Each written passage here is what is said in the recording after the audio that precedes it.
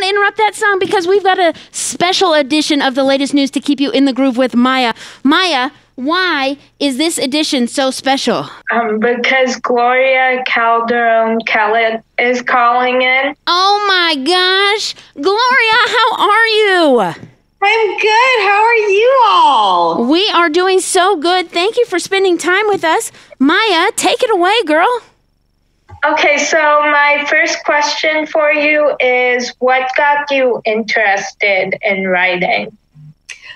Well, initially, I wanted to be a storyteller in some capacity. And at first, I thought that meant acting, because I loved doing school plays and I loved the whole process of putting on a play. I just thought it was so magical. And then the more I was trying to do it professionally, the more I realized there weren't a lot of parts for people that looked like me, because I'm a Latina. And a lot of the parts that I would see on TV, there weren't a lot of Latina roles. There weren't a lot of great roles, I thought, for girls. And I thought, I think the best way to change that is to just write it. So I started really writing for myself. I wanted to write like funny girls because I was a funny girl and I'm also nerdy and I love reading. And I just didn't see a lot of girls like that on TV that loved to read and loved to play and loved to, just hang out with their friends and talk. And they seemed a little bit more boy-centric. And so I wanted to change that. And so that's why I started writing, to change it. Oh, cool. So how do you find inspiration to write? I find inspiration everywhere. So there, it can be at the breakfast table. There's funny things that happen with, your siblings or your parents or my husband and my kids. There's just funny stuff that happens all the time, either just in life. So I take inspiration from life, from just living life and going out and having funny stories happen to me. And then I go, oh my gosh, this is so great. I'm going to write about it. I'm going to write about the crazy adventure I had at the drive-thru, or the crazy adventure I had when we were going to get a dog, or, whatever that looks like. And then I'll just go from there. Cool. Yeah.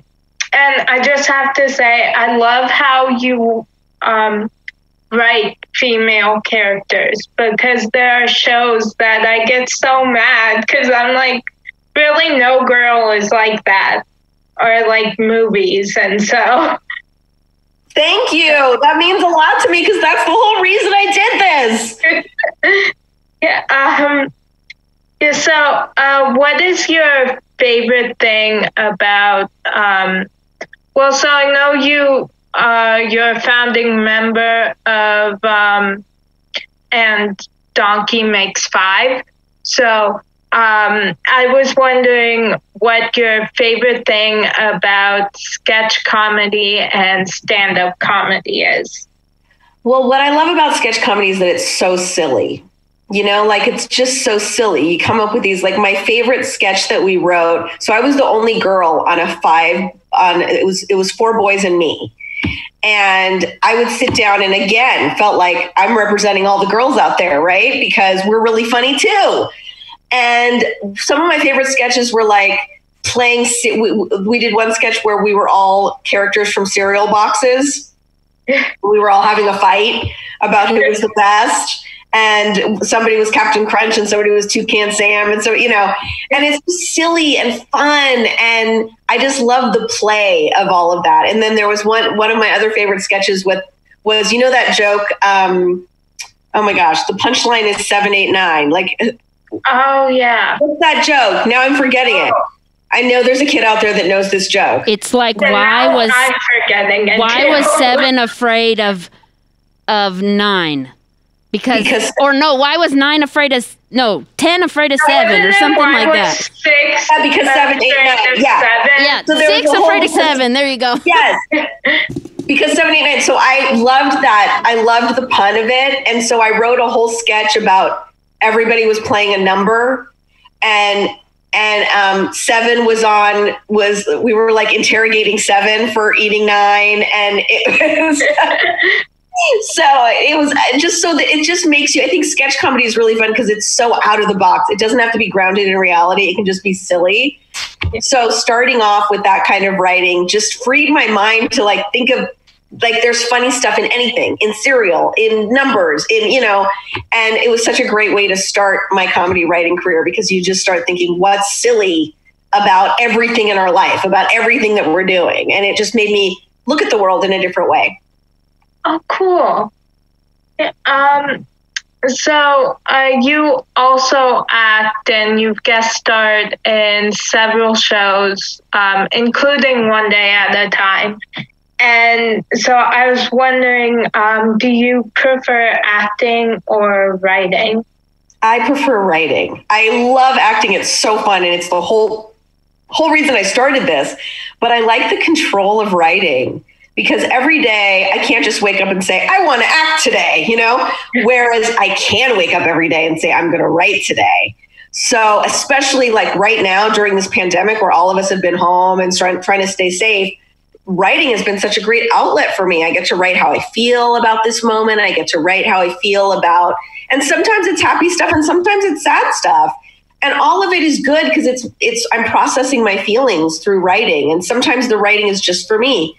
It's just like a diary entry or just like a journal about what I'm experiencing in this moment. I've been a diary person since I was 7, and I have a lot of my old diaries, and it's really fun to look back and read, like, because I would do dates, which was so great. If you guys are doing journals or diaries, write the date. And if you can, write the time, because there's something so wonderful about looking back on a year ago, 5 years ago, and saying, oh my gosh, this is what I was doing then. This is how I felt then. And I'm grown now and I know more. And that's so crazy to think that that's what I was thinking and feeling. So all of that is so cathartic to me, being able to write stuff down.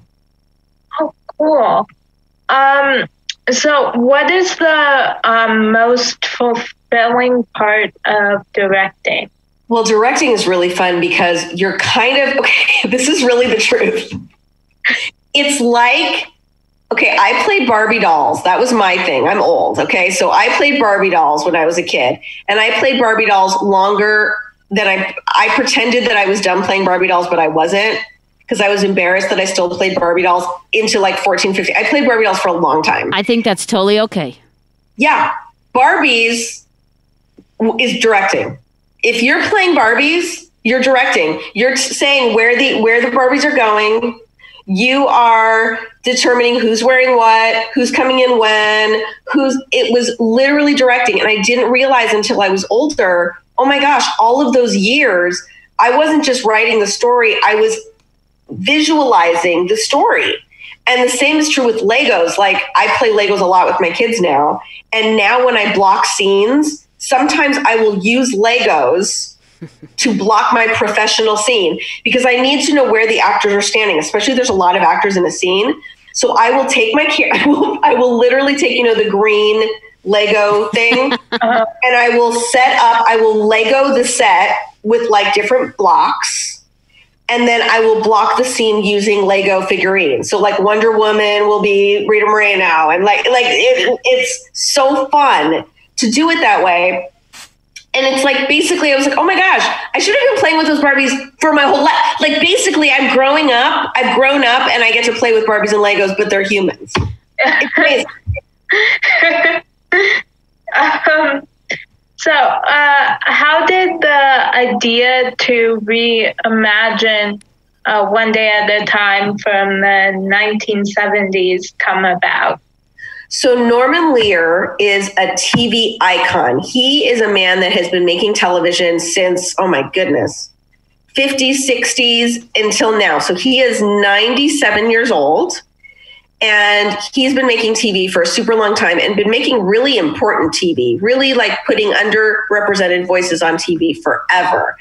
And he had decided that he wanted to take an old series of his and kind of refresh it.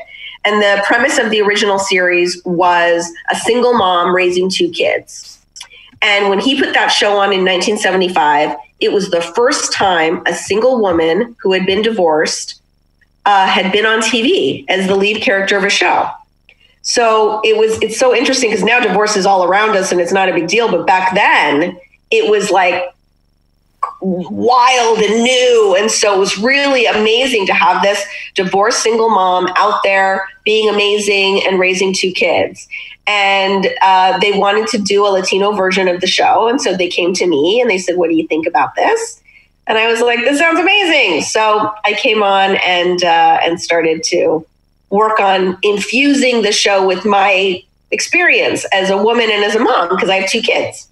So, and I'm really close to my parents. I really, really love my parents. I see them every day. We're like really, we're real in each other's lives, and I love it. So that's what led us to do the show. Oh, cool. So I was so excited when One Day at a Time was picked up by Pop.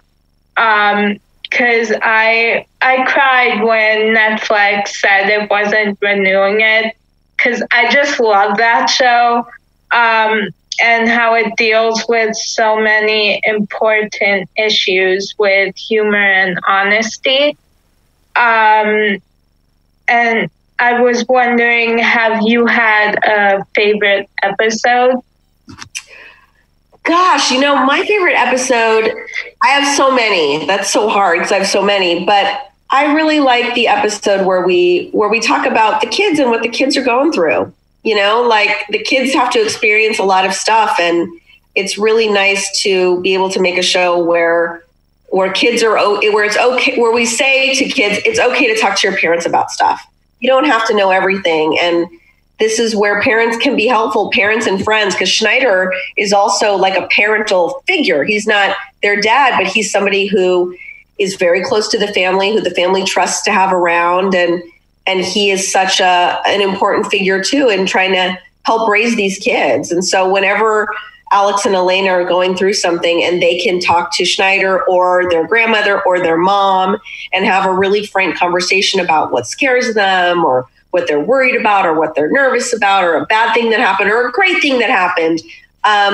I love that stuff because I don't feel like I see that a lot. I feel like when I was growing up anyway, there weren't a ton of shows where kids were really encouraged to sit in whatever feelings they were having and to ask questions. That's how we grow. And I think that so often parents want to talk to their kids about stuff, but they don't know how.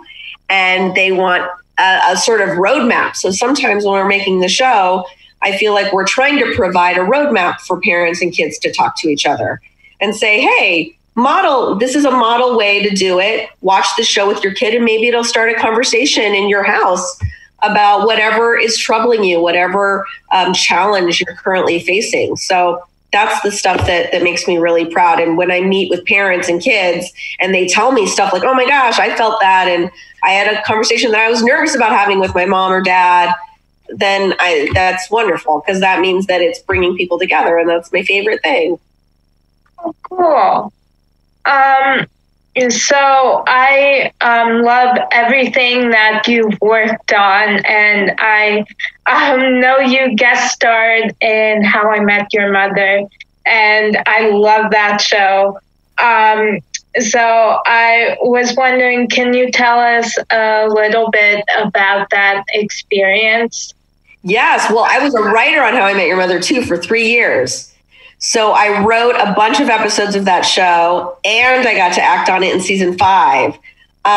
It's just they're wonderful people. The people that make that show are wonderful. The actors are so wonderful. Neil Patrick Harris is like, I don't know that I've ever worked with anyone that is that facile and funny. And Kobe Smulders is my actual real best girlfriend. So that show gave me the gift of her as a friend because she's like the most wonderful. She's a beautiful person outside, but she's even more beautiful inside. So it was really so fun to make that show. So fun and silly and a lot of laughs. And it's such a great cast and crew. Cool. Yeah, I actually interviewed Kobe a couple months ago, I think in February. And I got it set up like 2 weeks before. And this was when school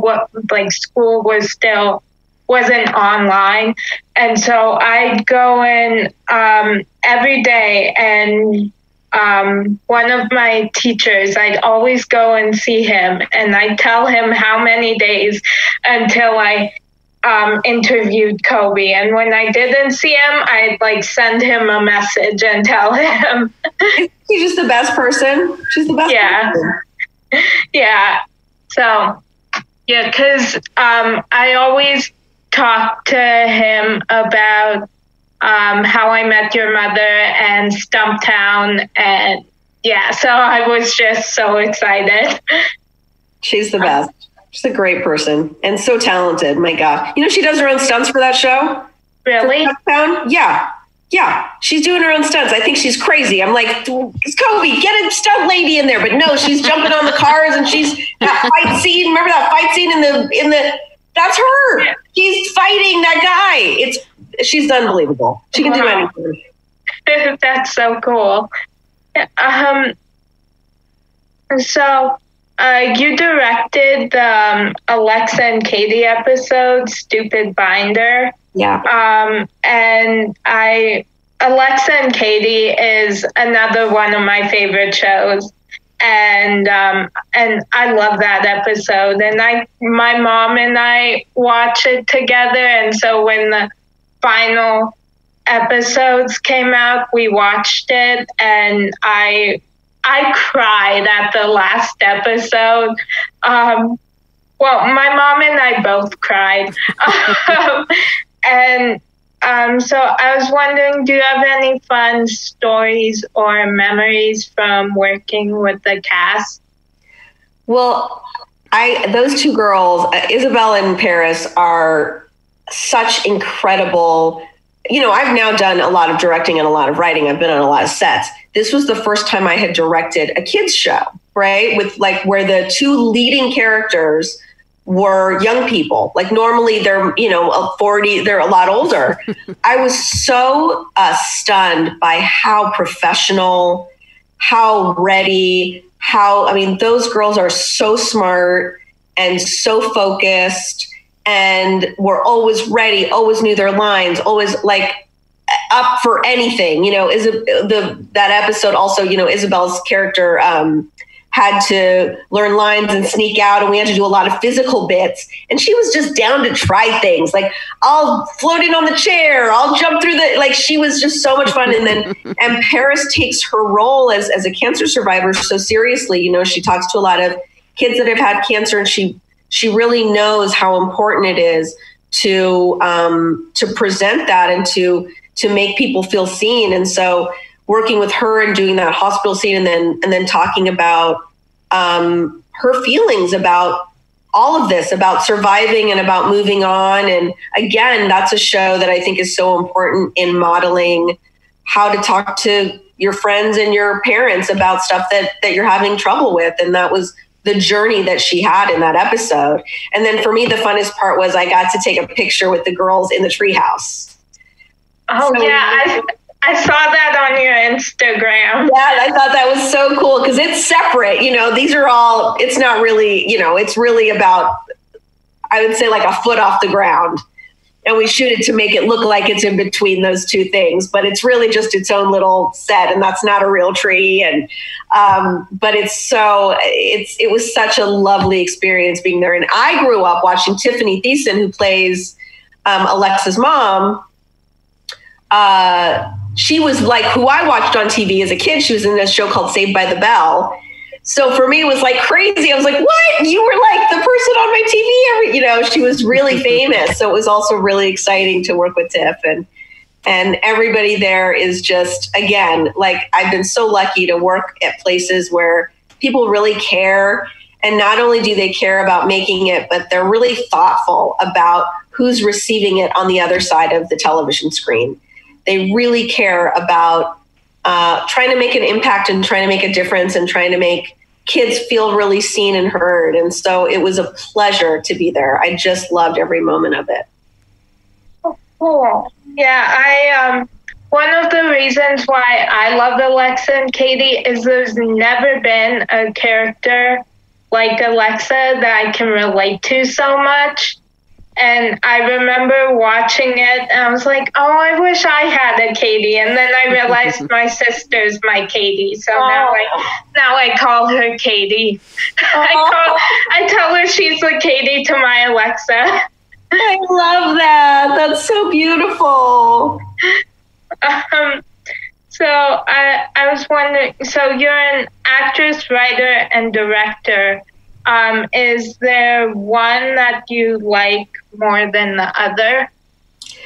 I mean, I do most of my job is writing, and I like the writing the most because of the control, right? Because I don't have to ask permission from anybody to do it.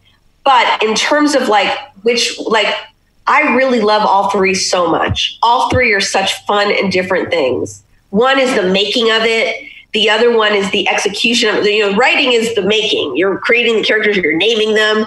The directing is where's everyone going to go? How's everyone going to feel? How are they connecting? And then the acting is from the inside out. The acting is now that there's words and now that I know where to go, how do I bring life to this? How do I make it feel real and honest? So all of them are really fun in very different ways. So I like all of them a lot, but I feel like the writing is where I have the most control. So if I had to pick one, I guess I would pick the writing. Oh, cool. So have you had a favorite project you worked on? I would probably say One Day at a Time is my favorite because it's like Rita Moreno, who plays Lydia.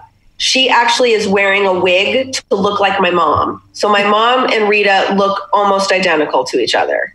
My mom is a little spitfire, very funny, always has lipstick, always has her red lips. And it's just really personal. That set, also all the pictures on the walls are pictures of my family, pictures of my real grandma who's now passed away.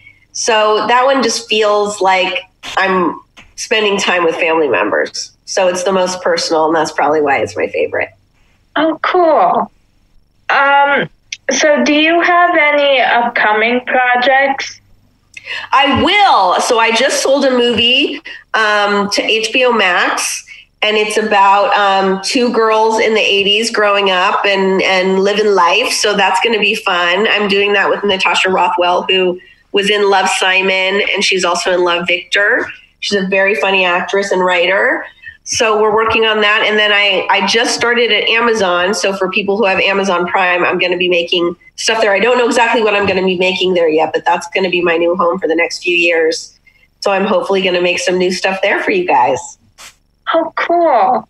Yeah, we have Amazon Prime. We don't have Hulu, so you'll be able to see. I'll get you some stuff on Amazon Prime. I'll get you some stuff. Give me a year, and I'll see what I can get going. Okay. Yeah. So when you write, do you already have an idea of who you want to play the characters? Sometimes, I mean, I always sort of, it depends. Like with One Day at a Time, I just pictured myself as Penelope. And then Justina and I actually are very similar. We're the same height and same weight and same, we're like, people always think we're sisters when they see us out in the world together. Or I'll think of like, when I thought of Elena, I just thought of myself at 15. And when I think of the grandma, I think about my mom. So it's like I always kind of picture it with people in my life. I populate it with people in my life. And sometimes I'll throw in like, oh, this would be this kind of person. And I'll cast it for fun with, somebody famous. And then, we'll see what we get when we have auditions. Auditions are really fun because you get to see so many people interpret the material, and it's really cool. Oh, cool. So, what is your biggest pet peeve? My biggest pet peeve? That's a great question. I don't love negativity.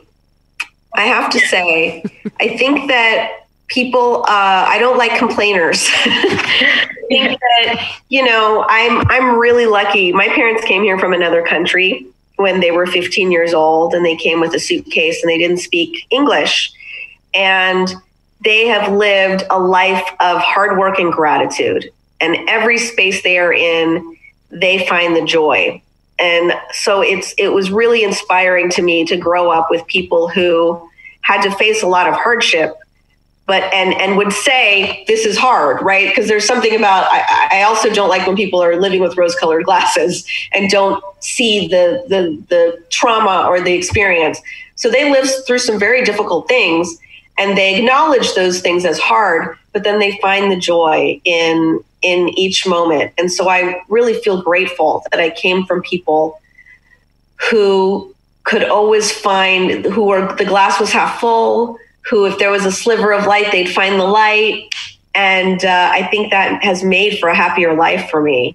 And so a lot of times I'll meet people who have such amazing, they're able-bodied and they have this incredible life, and they focus on this one negative thing. And I don't have a lot of room for that in my life. There's too much bad stuff out there for me to sit in any negativity. So I like positivity a lot. So I would say probably negative people. I try to stay away from those people.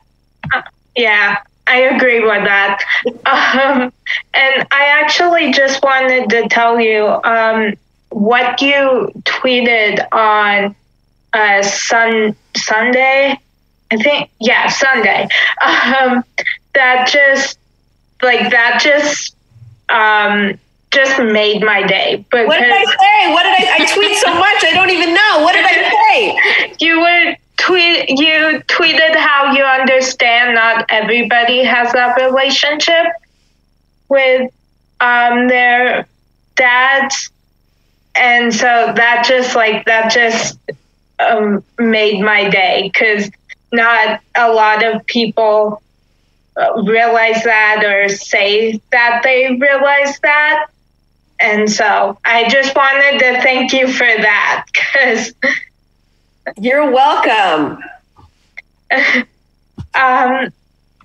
So if you could have anyone narrate your life, who would it be? Oh my goodness. If I could have anyone narrate my life, I mean, I feel like I would just want to narrate my own life, but if I had to choose anybody. It's okay to narrate your own life. I might have to be my own narrator. Me or like Judi Dench, like, I don't know. Maybe I'd go for like an old British lady, because I like accents. So has there been a line from a book or movie that's inspired you? I was really inspired by Anne of Green Gables. So I read that when I was in 5th or 6th grade. And then there was a series, the Canadian version. I know Anne with an E is now a show. I haven't seen Anne with an E, which is the modern adaptation. But the one with Megan Follows from the 80s, if you guys can get a hold of it, read the book first. Read the book. Read the books. There's more than one book. But for me, that was like the first time that I really saw a female lead who was funny, who was smart, who walked her own path. And there were bullies in there, and there were people that tried to dim her light, and she refused to let her light be dimmed. And that really had an effect on me. Reading about Anne and reading about her journey being an orphan and trying to fit in a new town. And I just thought she was awesome. And so for me, that was like my superhero was Anne Shirley from Anne of Green Gables. Oh, cool. Yeah. I meant to tell you, when you were talking about how you wanted to like portray like these different female characters than you saw on TV, there are, like, I'm so grateful to like see these female characters on TV that inspire me, like Elena, and then Dex from Stumptown, which is Kobe's character, even though I know like she has some issues that she has to deal with, but I think she's so strong. And so I'm like, I just want her to be my best friend. And like her and Elena, I just want them both to be my best friends. That's the great thing about TV is they can be, right? Like, that's the great thing. They're there to walk beside you. Yeah.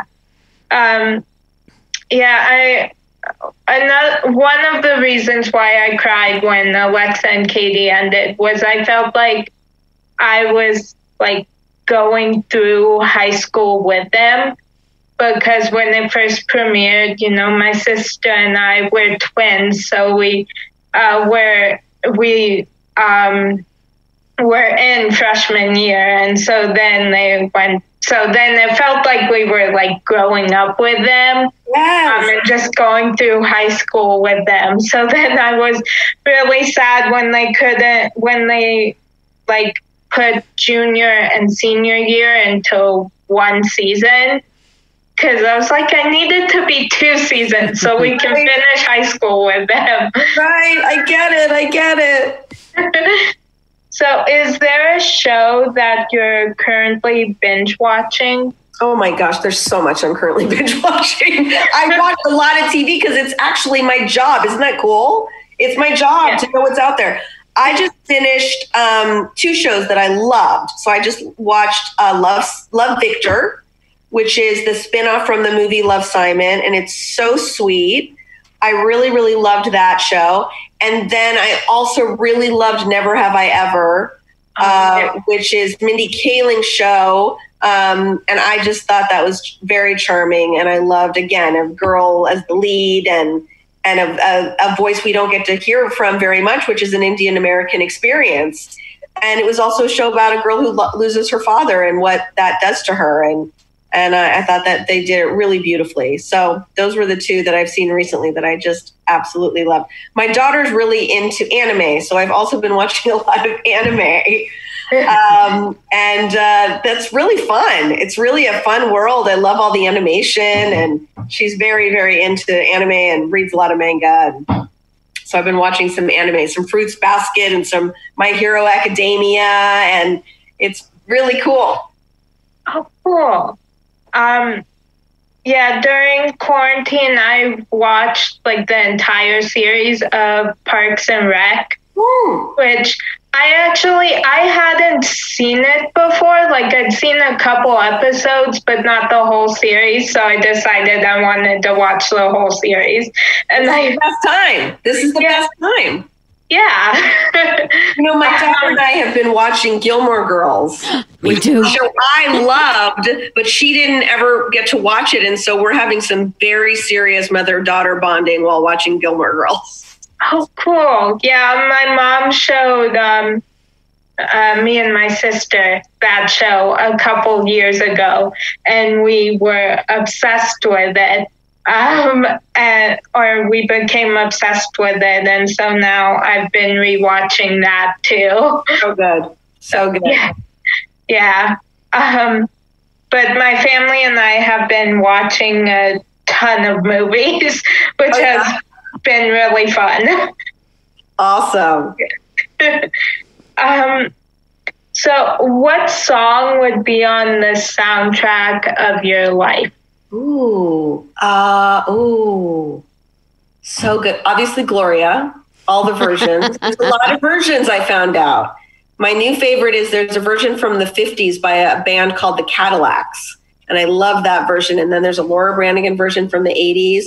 And there's a Van Morrison, them version from the 70s. There's a lot of Gloria songs. So I think all the Gloria songs would have to be on the soundtrack. Gloria. The Laura Branigan version. Yeah. There's a lot of people wrote about Gloria's. It's very cool. Oh, cool. So my last question for you is, who do you consider to be a real life superhero and why? Oh my gosh. Well, I think right now our healthcare workers are the biggest superheroes. I think that going into a hospital every day and caring for people and making them feel better, I think there's nothing you can do that is more superhero-y than that. And really what I try to do when I'm making my shows is I try to give a little hug and laugh to all the people that are out there working so hard. And especially right now when television, I think, is a place where people can feel a little escape from whatever's happening in the world. I really think about that. I really think about the people that are watching the show. And I think that our healthcare workers are just the biggest superheroes. I'm so grateful for them. Well, yeah, I definitely agree with that. Awesome.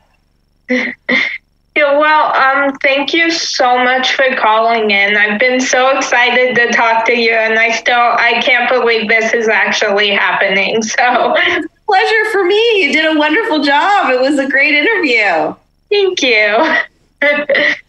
Well, thank you so much. Thank you for spending time with us here at Seacrest Studios in Children's Hospital, Colorado. Maya has a weekly show here. And she always keeps us up to date on all the one day at a time news and things we need to know. So we'll keep our ears out for everything that you're doing and everything you're up to. But until then, thank you. Thank you so much, guys. It was a pleasure. Take care. Okay, take care. Bye-bye. Bye, guys.